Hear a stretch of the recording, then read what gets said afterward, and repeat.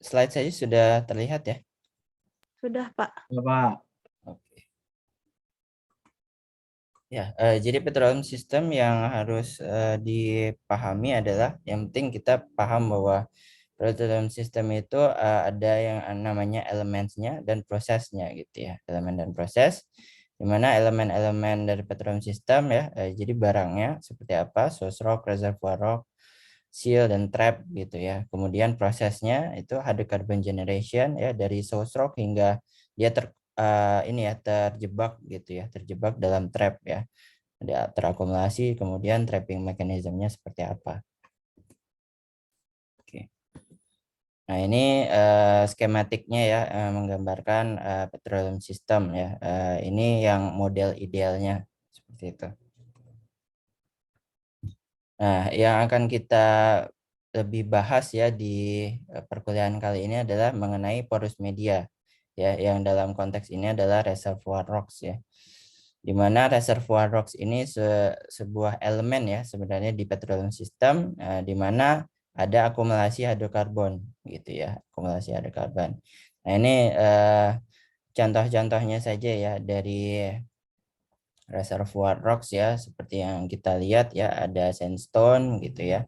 Kemudian ini mungkin gravel gitu ya, gravel yang lebih besar butirannya gitu. Nah, ini ada komponen yang harus di-consider bahwa sebuah reservoir itu harus memenuhi beberapa faktor ini ya, yang secara ekonomi itu harus dihitung gitu ya, porositas, permeabilitas, net to gross, hydrocarbon saturation. Nah, ini beyond the scope dari perkuliahan kali ini gitu ya, terutama net to gross dan hydrocarbon saturation, karena ini mungkin akan dibahas lebih di perkuliahan yang spesifik ya, seperti eksplorasi migas gitu, yang kita akan fokus ke porosity dan permeability-nya gitu untuk di geologi fluida. Oke. Nah, ini ya, ini basic sekali ya mengenai porositas ya, apa yang disebut dengan porositas ya. Porositas tadi yang volume dari porinya ya, volume dari pori kalau dibandingkan dengan volume dari total ya, bulk ya, volume bulk dari suatu batuan gitu ya. Nah, kenapa penting? Karena ini adalah tempat di mana terakumulasinya si fluida ya, hidrokarbon, water, gas ya, water, oil, and gas gitu ya. Nah, dia akan masuk ke dalam pori-pori ini. Jadi karena dia akan masuk ke dalam pori-pori, dan kalau kita tahu porositasnya berapa, kita bisa hitung ya berapa banyak hidrokarbon yang ada di bawah. Nah, kita bisa hitung untuk kita lihat ini kalau kita ngebor di sini apakah ini secara ekonomi akan ini ya untung gitu ya. Nah, jadi belum tentu sebenarnya kalau misalkan kita ada akumulasi ada karbon di bawah permukaan, kalau kita hitung porositasnya ternyata kecil, ya itu akan di reconsider ya, apakah akan di drill atau enggak gitu. Nah, biasanya kalau engineers itu dia pakainya ini ya, fractional ya, fractional. Tapi kalau geologis biasanya pakai persen gitu.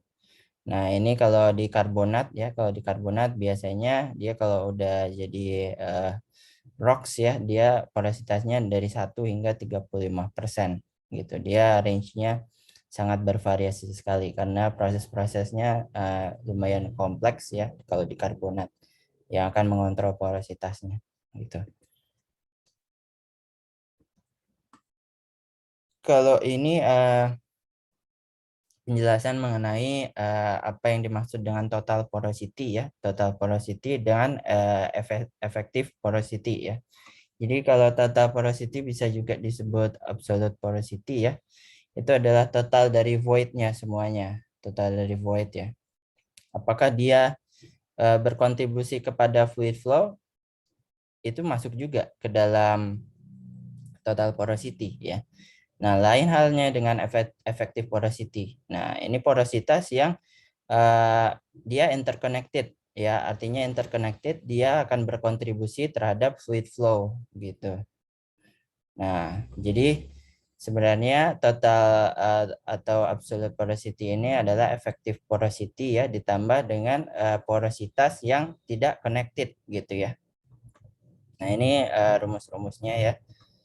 Ini effective porosity. Nah, ini untuk yang total void-nya ya. Total void volume voids ya untuk porosity-nya. Gitu. Nah, ini yang tadi ya, yang kita maksud dengan total porosity. Jadi ada yang berkontribusi terhadap fluid flow ya, ada yang berkontribusi, tapi ada yang ineffective porosity gitu, ineffective porosity. Jadi dia punya porositas, tapi porositasnya itu tidak terhubung satu sama lain gitu ya. Jadi ya terisolir saja gitu. Tapi kalau effective porosity ini dibagi menjadi dua, ya, ada catenary pore dan cul-de-sac pore ya. Kalau catenary pore ini koneksi antar porositasnya itu lumayan banyak ya, lebih dari satu at least. Tapi kalau cul-de-sac pore dia hanya terkoneksi dengan jalur hanya satu gitu ya, kalau di cul-de-sac pore. Nah, ini tipe-tipe porositas ya, berdasarkan genesisnya ya. Kita punya primary or depositional ya, artinya ketika sedimen mengendap, nah itu dia ketika dia punya porositas ya. Nah, itu yang disebut dengan primary or depositional ya. Tapi secondary ini setelah dia terdeposisi ya, setelah dia mengendap, kemudian ada litifikasi jadi batu. Nah, kalau ada perubahan porositas ini yang disebut dengan secondary gitu ya. Nah, ini ada tipe-tipenya, vagi, moldy, fracture gitu ya. Nah, ini ada perbedaan antara karbonat dan siliciklastik ya. Perbedaannya aspek-aspeknya ya, karena memang dari sifat batuannya saja sudah berbeda. Jadi nanti dia karena sifat batuannya sudah berbeda, kecenderungan untuk dia berubah porositas dan permeabilitasnya juga berbeda ya. Jadi kalau karbonat dia bisa saja karena terlarutkan gitu dia punya porositas yang tinggi. Tapi karena siliciklastik ya, siliciklastik itu dia cenderungnya stable ya, quartz gitu ya. Karena komponen-komponen mineralnya lebih stabil terhadap pelarutan ya, air-air yang ada di nature gitu di alam, dia cenderung dia tidak akan terpengaruh ya kalau misalkan ada fluida yang mengalir gitu. Nah, tapi kalau karbonat dia bisa sangat terpengaruh ketika ada fluida yang mengalir ya, yang mungkin less kecenderungannya adalah asam gitu ya. Maka dia akan melarutkan si karbonatnya itu ya. Jadi porositasnya bertambah gitu. Nah, ini ada beberapa parameter-parameternya ya yang bisa dilihat sendiri. Oke, tadi kita bahas tentang porositas, ini tentang permeabilitas. Oke, permeabilitas itu yang penting ya, bahwa kalau kita berbicara permeabilitas itu adalah mengenai kemampuan suatu fluida ya. Jadi lebih ke arah materialnya ya, materialnya apakah dia mempunyai kemampuan untuk si fluida itu mengalir di dalamnya, di dalam si porous material. Nah, kita punya yang namanya Darcy Law ya, yang akan menggovern ini semua gitu ya. Jadi ketika ada fluida mengalir dalam porous media, dia idealnya ini ya tunduk terhadap hukum Darcy begitu ya. Tapi ada syarat-syaratnya terutama untuk Darcy Law ya, mengenai apakah arusnya laminer atau turbulen. Nah, itu nanti berbeda lagi kasusnya ya. Nah, yang dimaksud dengan permeability itu yang ini ya. Nah, ini K-nya ya, K kecil itu yang permeability. Nah, selanjutnya kita akan membahas mengenai faktor-faktor yang mempengaruhi ya porositas dan permeabilitasnya. Yang pertama, dalam permeabilitas atau porositas dalam poros media itu dikontrol oleh yang pertama mengenai grain shape-nya ya. Jadi bentuk dari butirannya. Nah, bentuk dari butirannya itu harus dibedakan menjadi dua ya. Kita lihat dari sphericity-nya dan juga roundness-nya ya. Nah, karena ini dua konsep yang berbeda, roundness dan sphericity. Nah, gitu ya. Nah, jadi ini increasing roundness ya. Kalau misalkan roundness itu kita berbicara mengenai the edge of the grains-nya ya. Jadi sudut-sudut dari grains-nya. Semakin dia bundar, maka sudut-sudutnya ini akan semakin tidak ada gitu ya. Increasing roundness di sini, menyudut.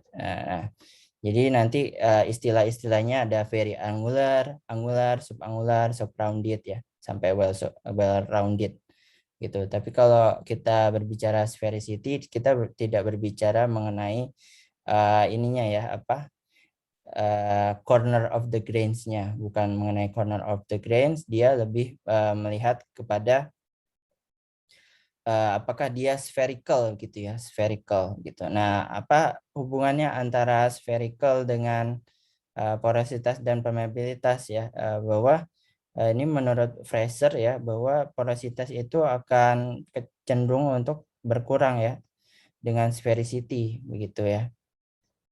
Nah, ini kita bisa lihat juga nih high sphericity dan low sphericity ya. Jadi kalau misalkan sphericitas, karena porositas akan berkurang dengan sphericity ya, semakin highly spherical ya, maka dia akan tightly packed gitu ya. Nah, kalau misalkan di sini ya. Nah, ini kita bandingkan misalkan very angular, sama-sama very angular, tapi dia perbedaannya satunya high sphericity, satunya low sphericity.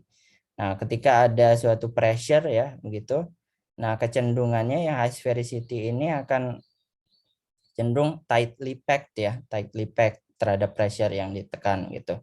Nah, tapi karena bentuknya yang satu ini yang low sphericity ya, low sphericity ini seperti menjarum gitu, karena ada overburden, dia cenderung untuk bisa menahan begitu, menahan overburden. Sehingga kenapa high sphericity ini kecenderungannya akan berkurang porositasnya ya, semakin high spherical begini gitu ya. Nah, ini biasanya coarser sands ya, sometimes have higher porosities ya. Nah, daripada yang fine sand gitu. Dan kemudian kalau misalkan kita bicara tadi kan porosity, tapi permeability-nya bagaimana? Kalau misalkan kita lihat dari grain size-nya ya, dari grain size-nya. Kalau permeability ini akan berkurang karena berkurangnya grain size ya. Nah, ini logis saja begitu ya, karena pore diameternya juga decreasing ya. Pore diameternya decreasing, terutama pore throat ya, pore throat gitu. Jadi misalkan ada sand dan shale ya, dia punya porositas sama ya, sand and shale-nya, sandstone ya di sini konteksnya. Tapi satunya itu bisa menjadi reservoir, satunya jadi impermeable ya, caprock ya. Karena walaupun sama-sama punya pori ya, tapi kalau di shale ini dia lebih impermeable gitu ya daripada yang di sandstone gitu. Nah, ini contoh-contohnya ya mengenai faktor yang kedua ya, grain sorting gitu ya. Nah, kalau porositas dan permeabilitas ini akan bertambah ya seiring dengan sortasi ya, sortasi ya. Jadi standar deviasi atau variasi dari derajat variasi dari sampel yang kita punya ya, semakin dia punya variasi ukuran yang banyak ya, maka artinya sortasinya itu buruk begitu ya. Nah, sortasinya buruk tentunya nanti akan mempengaruhi ininya apa porositas dan permeabilitasnya ya. Ya seperti yang kita bisa lihat di sini ya sortasinya. Ya kalau misalkan dari very poor hingga well sorted ya, ini baik permeabilitas maupun porositasnya akan bertambah ya. Ya, kita lihat ya dari very poor hingga well sorted gitu. Tapi kalau kita bandingkan dengan grain size yang berbeda gitu ya, ini kecenderungannya lebih rendah ya. Walaupun sama trennya dari very poor hingga well sorted gitu. Nah, untuk grain orientation ya, kalau grain orientation ini efeknya kecil terhadap porositas, tapi dia efeknya lebih besar terhadap permeabilitas ya, gitu. Nah ini contohnya grain orientation. Kalau misalkan kita punya current di sini dan mengendapkan sedimen-sedimen ini ya, karena currentnya dari sini ya, maka dia punya orientasi grain seperti ini, begitu ya, yang cenderung dia secara horizontal memperlihatkan arah arusnya gitu ya. Nah, ini yang akan mempengaruhi porositas dan lebih ke arah permeabilitasnya ya kalau orientation ya. Jadi porositasnya tidak berpengaruh gitu ya. Tapi permeabilitas karena dia secara vektor berbeda ya permeabilitas gitu ya. Jadi permeabilitas yang ini lebih cenderung terkoneksi ya daripada yang atasnya gitu karena tadi currentnya kan ke arah sana. Jadi orientation grade-nya itu banyak terkoneksi ke arah horizontal gitu daripada yang vertikal.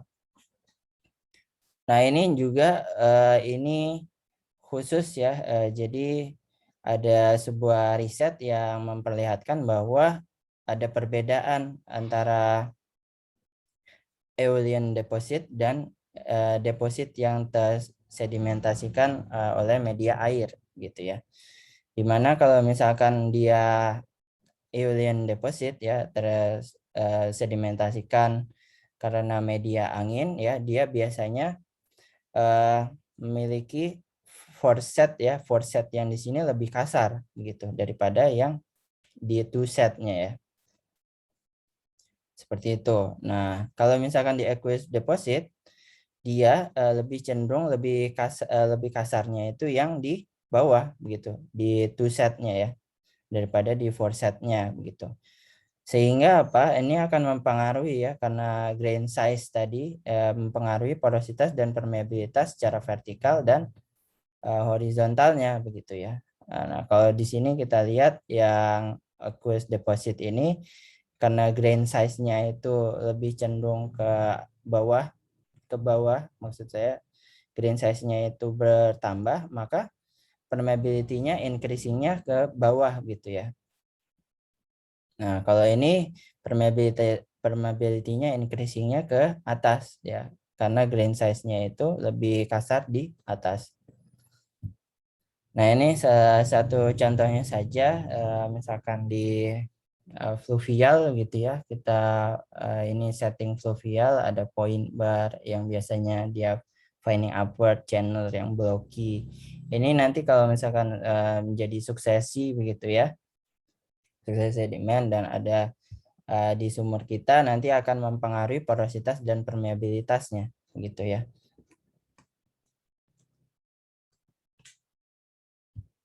Nah, ini contohnya juga ya mengenai progradation ya. Nah, kalau delta dia identik dengan progradation sehingga dia biasanya suksesinya coarsening upward gitu ya, coarsening upward. Nah, ini delta progradation. Nah, ini yang akan mempengaruhi porositas dan permeabilitas secara horizontal dan vertikalnya.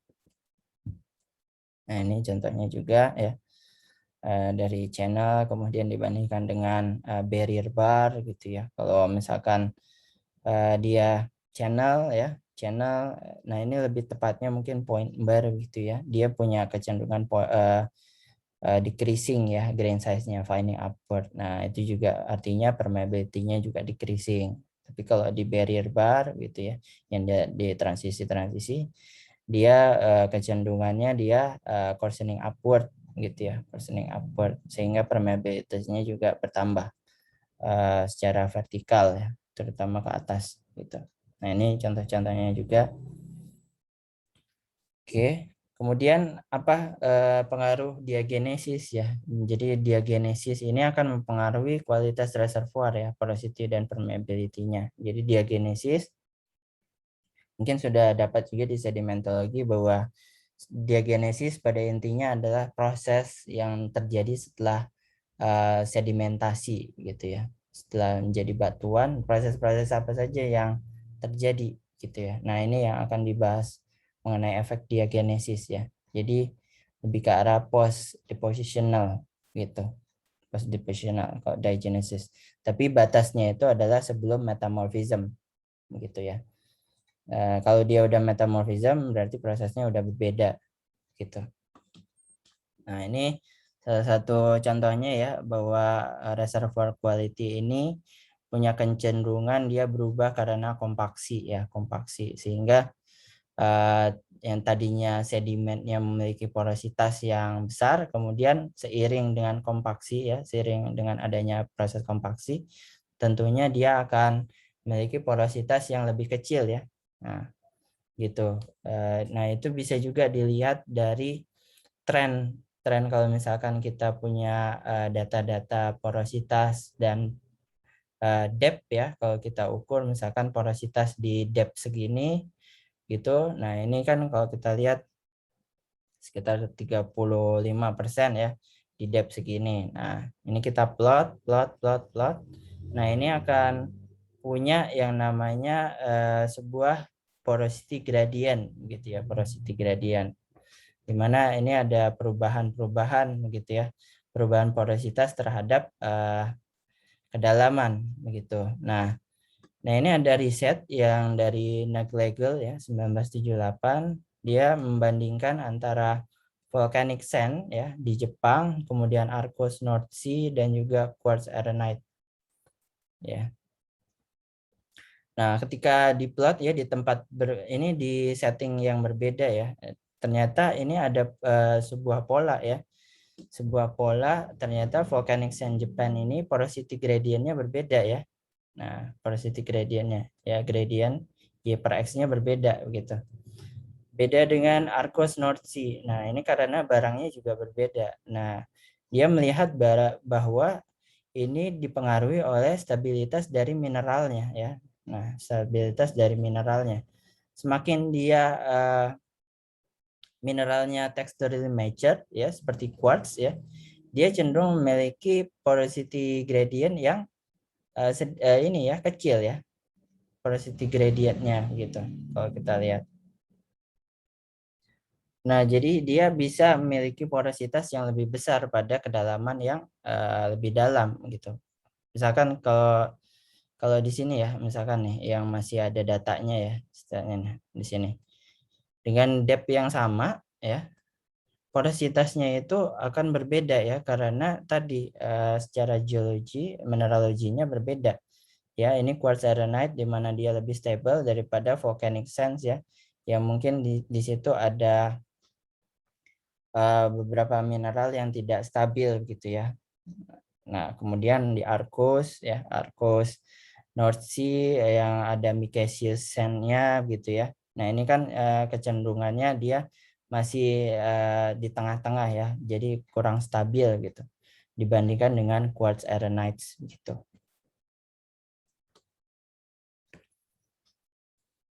Nah, ini juga mengenai tadi ya, kita udah bahas mengenai porosity gradient ya. Nah, kalau kita plot antara porosity gradient dengan geothermal gradient ya, jadi suatu daerah itu punya geothermal gradient tersendiri begitu. Nah, ini ada hubungan yang cukup linear gitu ya, bahwa seiring bertambahnya ini geothermal gradient ya, dia porosity gradientnya juga bertambah karena dia berhubungan dengan chemical reaction ya, chemical reaction. Nah, chemical reaction ini akan bertambah seiring dengan pertambahan temperatur ya, sehingga ketika ada geothermal gradient yang lebih tinggi, maka akan ini ya, chemical reactionnya akan lebih tinggi begitu ya. Kemudian yang akan mengakibatkan porosity loss gitu. Nah, kemudian ada konsep yang dinamakan dengan pressure gradient ya. ketika suatu formasi memiliki pressure gradient yang misalkan abnormal gitu ya. Kalau kita ibaratkan yang ketika kita pori-pori punya porous media gitu ya, memiliki porous media, kemudian di situ ada pressure ya, pressure. Nah, pressure ini yang ada di menyangga ininya porous medianya ini yang akan mengakibatkan grainsnya itu tidak saling menyentuh gitu ya. Artinya ketika kita punya pressure, suatu pressure yang abnormal di sini gitu ya di porous media kita, maka dia akan mencegah adanya kompaksi ya. Jadi bisa kebayang ya bahwa ketika kita memiliki suatu tekanan di bawah sana ya, abnormal pressure, ketika dia pressure ini akan menjaga kalau misalkan ada pressure tambahan dari atas ya, overburden. Karena dia sudah cukup tekanannya sangat tinggi, maka walaupun ada pressure yang sangat bertambah ya, karena kan terjadi ini ya overburden ya, jadi ada sedimen-sedimen yang akan terendapkan di atasnya. Tapi karena dia memiliki pressure yang tinggi ya di bawah sana gitu, ada kecenderungan bahwa dia akan mempreserve porosity-nya gitu. Nah, faktor-faktornya nanti bisa dilihat apa yang menyebabkan pressure yang di bawah itu bisa mempreserve porosity gitu. Nah, diagenesis juga bisa berpengaruh terhadap ini ya kualitas reservoir sementasi ya. Jadi ini kecenderungannya bahwa kualitas reservoir kita akan destroyed gitu karena sementasi gitu. Nah, biasanya sementasi itu ada quartz, calcite ya atau autogenic clays gitu ya. Nah, kalau quartz itu biasanya common cement ya. Dia biasanya kalau secara optical ya, optically continuous overgrowth ya kalau kita lihat di mikroskop di bawah mikroskop. Nah, ini contohnya optically continuous overgrowth ya. Jadi overgrowth dia terhadap detrital quartz grains-nya. Nah, kalau solubility silika itu akan bertambah ya dengan bertambahnya pH, sehingga silika semen itu dia cenderung ada ketika ada fluids yang sifatnya adalah acid fluids begitu ya, acid fluids. Nah, dia akan mensementasi silika di situ. Jadi kuncinya adalah ketika ada fluida yang bersifat asam, dia kecenderungannya memiliki kecenderungannya untuk sementasi silika gitu. Nah, berbeda dengan calcite ya. Calcite itu dia reverse ya, reverse dari solubility-nya. Dia decrease dengan pH gitu ya. Jadi ketika dia punya alkaline fluids ya di mana dia high ininya apa? pH-nya lebih tinggi, dia akan mensementasi calcite gitu ya. Nah, ini ketika ada alkaline fluids dia mengalir pada porous media, dia akan mensementasi calcite ya kecenderungannya gitu. Nah, ini salah satu contohnya saja ya. Ini juga sudah dibahas sebenarnya di perkuliahan eksplorasi migas ya untuk angkatan 2018. Kenapa penting mengenai jenis semen ini karena akan mempengaruhi interpretasi ya. Karena data dari yang kita punya sebagai ini ya, kalau kita ada eksplorasi sangat terbatas ya, misalkan satu sumur, nah kita harus menginterpretasi ya secara lateral bagaimana begitu ya.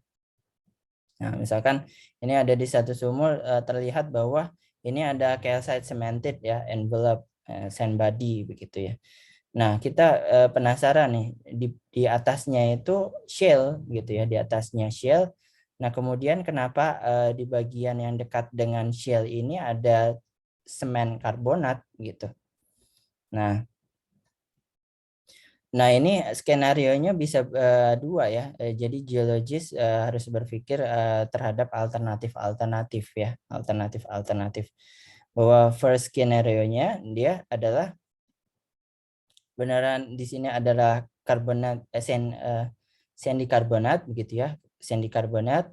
Kemudian dia ada fluids dari shale ya yang akan mensementasi begitu ya, mensementasi dari di pinggir-pinggirnya begitu, di pinggir-pinggirnya ini begitu. Jadi sehingga kemungkinan bisa saja lokal ya kalau di first skenario ini. Nah, kalau second skenario ini ya dia sandy karbonat juga gitu. Nah, ini dia tapi dia ada fluida yang bersifat acid ya, sehingga akan melarutkan gitu, melarutkan karbonatnya ya, melarutkan karbonatnya. Nah, ini juga seberapa besar sebenarnya dia fluidnya mengalir itu yang akan mengontrol ini ya, mengontrol keberadaan dari calcite semennya ini gitu ya. Jadi kalau ini dikontrol oleh si shell-nya ya, di si shell, kalau misalkan shell-nya sampai di sini, artinya dia akan di sini ya, cemented-nya gitu ya, cemented-nya mengikuti si shell. Tapi kalau di second scenario, dia faktor pengontrolnya adalah seberapa jauh fluida yang melarutkan gitu. Nah ini ya, jadi sebagai geologis harus punya dua alternatif. Nah ini nanti yang akan berpengaruh terhadap interpretasi kita. Misalkan kita ngebor gitu ya, nah kan ada cemented di sini. Nah kita penasaran nih tersementasinya seperti apa ya? Apakah di well yang lain juga seperti itu, gitu ya? Nah ini dari skenario ini ya, ada dua skenario yang kita ini kan. Nah nanti tergantung lagi dari data tambahan yang ada seperti itu. Oke, yang selanjutnya adalah sementasi dari clay ya. Jadi clay itu di sandstone bisa sebagai detrital matrix atau jadi semen gitu ya. Jadi sebagai detrital grains ya, tapi matrix atau dia bisa jadi semen. Dan clay ini akan terrekristalisasi gitu ya dan teralterasi seiring dengan adanya boreal gitu. Nah, ada tiga yang utama ya bahwa di clay ini ya, ilitic clay, colinite clay, dan montmorillonite clay ya. Kalau ilitic clay ini fibrous ya, fibrous dan dia di fluida yang alkalin biasanya. Nah, ini yang punya major effect on permeability ya, karena dia spiky ya, spiky dan fibrous gitu. Sifatnya yang spiky dan fibrous ya, kalau kita lihat di SEM gitu, dia akan memblok ini permeabilitasnya gitu ya, memblok pore throat ya, karena dia spiky. Misalkan seperti ini grainsnya, karena dia kecenderungannya spiky gitu ya. Nah, ini akan memblok fluid flow yang ada gitu kan, memblok pore throat. Nah, beda dengan kaolinite clay, dia sifatnya blocky kristal saja. Walaupun dia juga mungkin memblok ini ya, memblok pore throat, tapi dia memiliki kecenderungan efek permeabilitasnya sedang karena dia tidak spiky seperti ilitic clay, dia lebih blocky gitu. Dan ini kaolinite ini biasanya kalau fluidanya itu bersifat asam gitu ya. Nah, kalau ada fluida bersifat asam, dia bisa mensementasi kaolinite gitu. Nah, kalau montmorillonite clay itu bisa ini ya di continental atau deep marine ya. Kalau ilitic clay ini biasanya di marine environment ya. Kalau di kaolinite ini biasanya di continental ya. Ini di marine, ini continental. Nah, ini risetnya ya dari Stelter Simon ya memperlihatkan bahwa adanya efek dari perbedaan jenis dari clay sementnya begitu ya. Nah, ini yang memperlihatkan bahwa tadi ya, ilit karena tadi fibrous ya, ilit karena fibrous dia akan blocking pore throat lebih besar. Sementara kalau kaulinit dia sifatnya blocky begitu ya. Nah, dia kecenderungannya efek permeabilitasnya sedikit gitu ya. Sehingga nanti trennya antara porositas dan permeabilitas dari si ilit maupun kaulinit dia akan berbeda ya. Kalau kaulinit dia permeabilitasnya cenderung lebih tinggi ya. Karena ini ya efek dari si kaulinit sangat sedikit.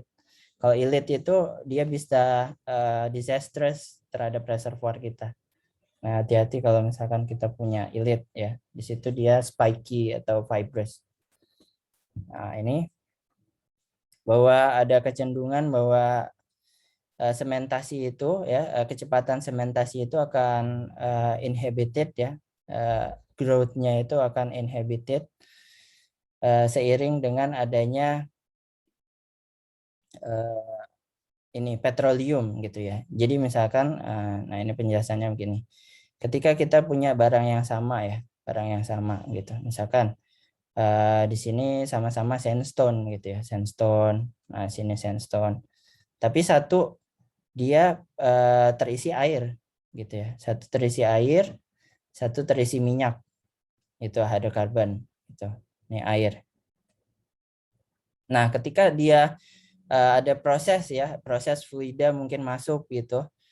Nah, kecenderungannya ternyata kalau yang di petroleum itu dia kecenderungannya itu bisa inhibit sementasi gitu ya.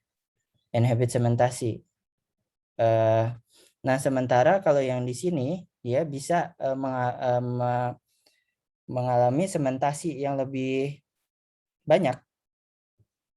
Jadi kenapa di reservoir ini ya istilahnya maksud saya porous media gitu ya, ketika misalkan sandstone itu terisi air itu dia kecenderungan porositasnya itu akan lebih kecil daripada porositas yang terisi oleh minyak ya, karena dari tadi ya sifat dari petroleum itu sendiri dia bisa menginhibit adanya sementasi gitu. Nah, sementasi itu tadi karena dia ada air di sini gitu ya, ada air di sini dan kemudian ada fluida yang masuk sehingga porositasnya akan cenderung berkurang lebih banyak karena ada proses sementasi yang cepat di sini. Sementara kalau minyak dia kecenderungannya bisa menginhibit atau mencegah adanya sementasi gitu. Nah, kalau kita bisa lihat ya water saturated sand gitu ya dengan oil saturated sand ini kan gradiennya sama ya. Cuman kecenderungannya dia memiliki porosity-nya lebih besar ya, oil saturated sand ya. Kalau kita lihat nih, misalkan di depth segini sama-sama, tapi porosity-nya berbeda begitu ya. Nah ini karena proses yang itu, jadi dia porosity-nya lebih besar di reservoir yang memiliki minyak daripada batuan yang terisi air. Nah, tadi sementasi yang efeknya itu bisa memperburuk reservoir kita, ini juga adalah proses ya yang akan mengakibatkan reservoir quality kita berbeda, mengalami perubahan yaitu dissolution gitu ya, dissolution. Ya, intinya dia melarutkan ya, terutama kalau misalkan karbonat gitu ya, kalau misalkan karbonat rocks dia kecenderungannya dia bisa mudah terlarutkan karena sifat dari air itu sendiri ya, terutama misalkan meteoric water ya, air hujan ya, yang mungkin lebih acidic gitu ya, acidic sehingga dia akan kecenderungannya bisa melarutkan gitu ya. Karena tadi ya unsaturated with respect to calcite gitu.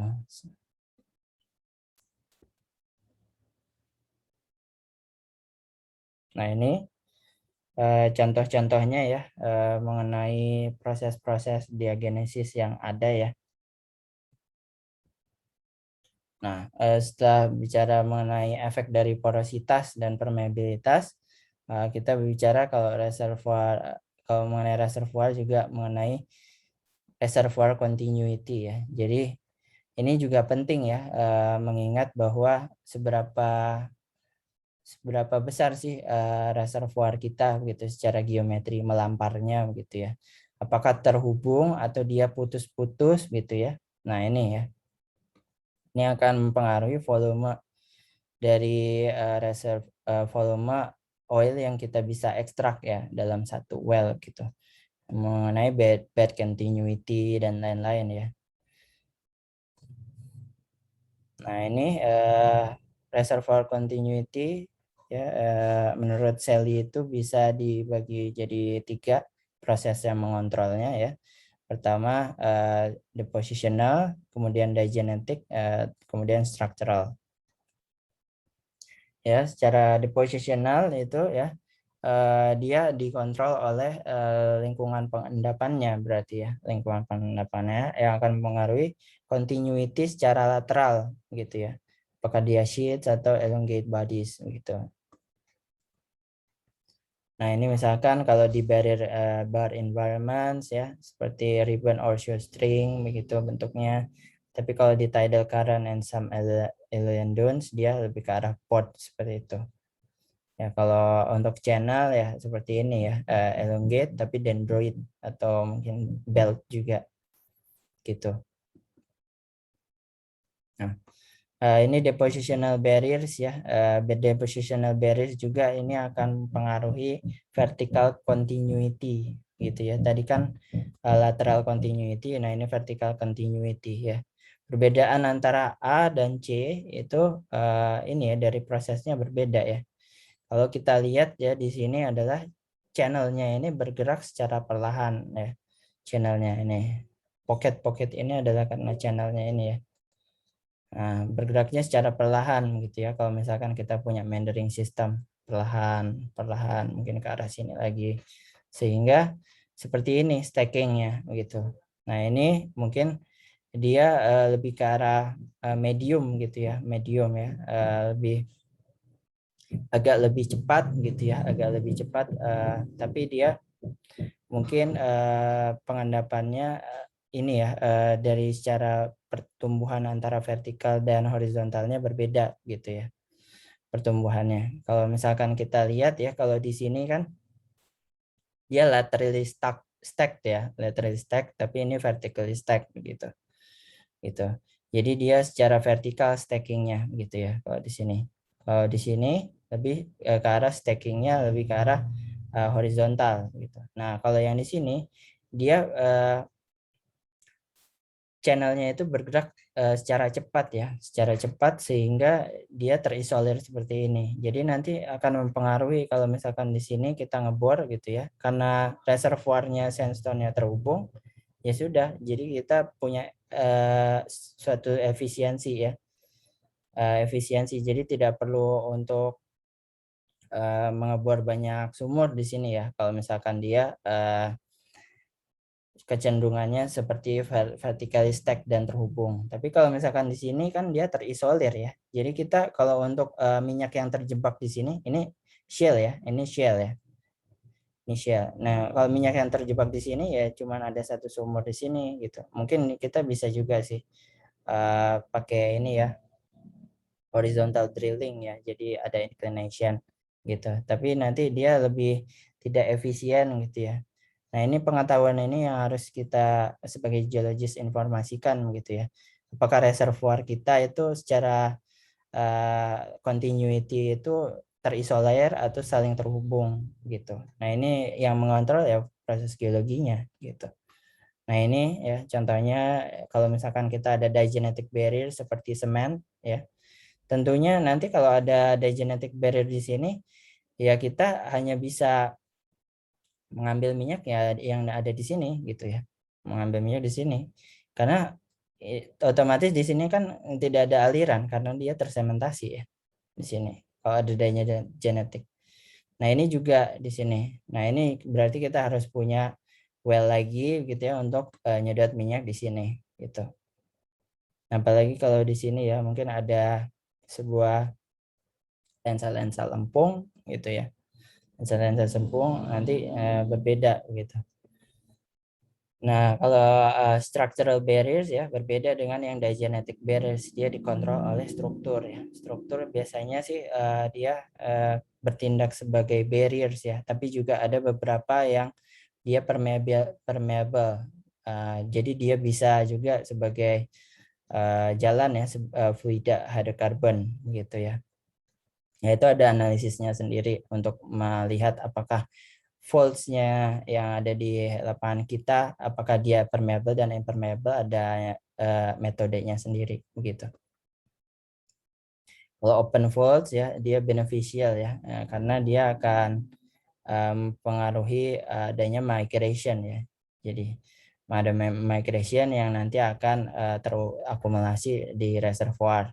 Tapi justru kita harus juga kalau misalkan kita berbicara mengenai trapping mechanism, kita butuhnya faults yang impermeable ya, sehingga dia akan menjebak si petroleumnya itu sendiri begitu. Oke, sebentar.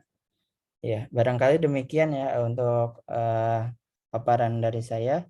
Silakan kalau ada pertanyaan.